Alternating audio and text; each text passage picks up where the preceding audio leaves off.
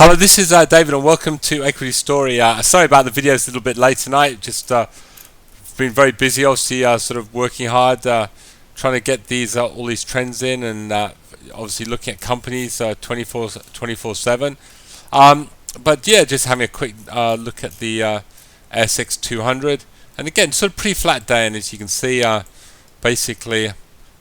Just sort of holding between that sort of 5,400 range and 5,600, and you can see a little bit clearer here on the daily chart, actually holding that 20-day moving average, which certainly isn't negative. So I think if it can hold that level tomorrow, then hopefully maybe next week we can have more of a positive week, and with a little bit more positive sentiment in the air. So it's certainly for the last 2 days the sentiment has felt a little bit sluggish in the market.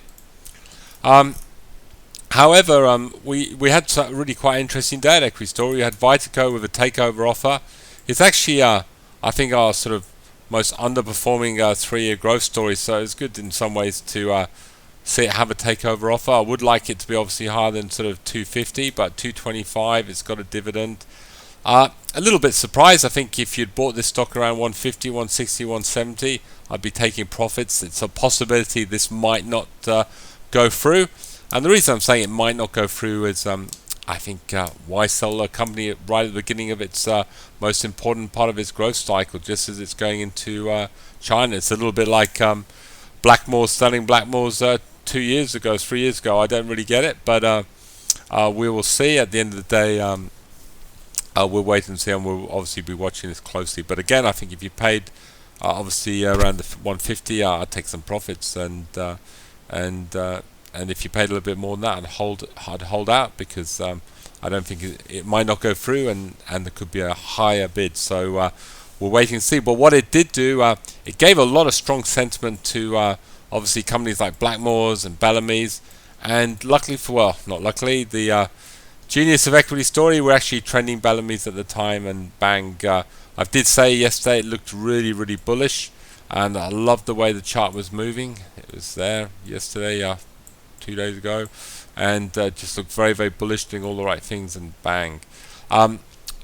Great little 13% profit in 5 days. Classic trending. You could argue we could hold it. There is going to be obviously, I think, a little bit of resistance at $14. And most probably we'll go up and test that $14. But at the end of the day, we made 13%.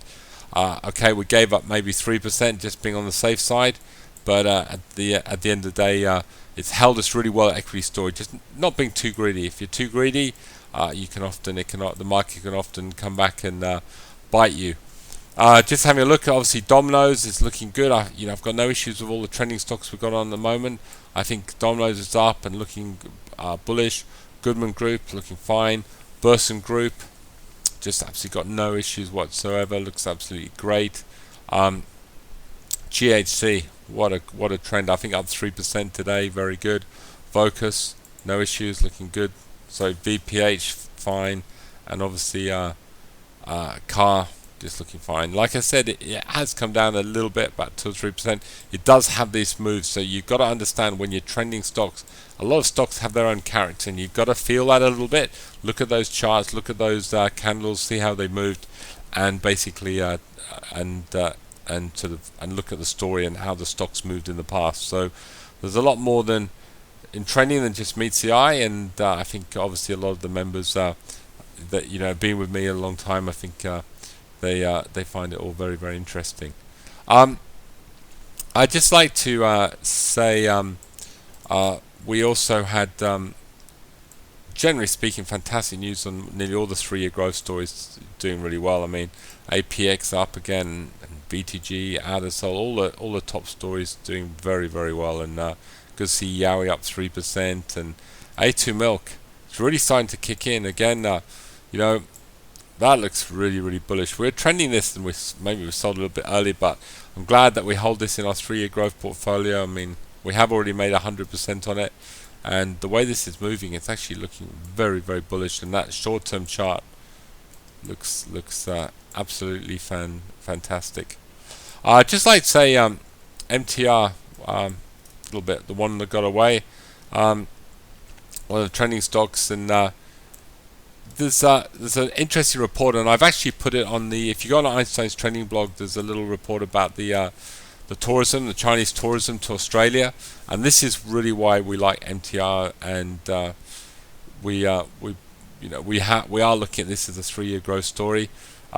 The reason being, I think it's a fantastic company to take advantage of. Obviously, the incredible strong growth in tourism we're getting from Asia. It has had a little bit of bad publicity at the moment because they believe there's sort of this new type of accommodation, the internet, where people are going to stay at people's homes, is going to damage their revenue model.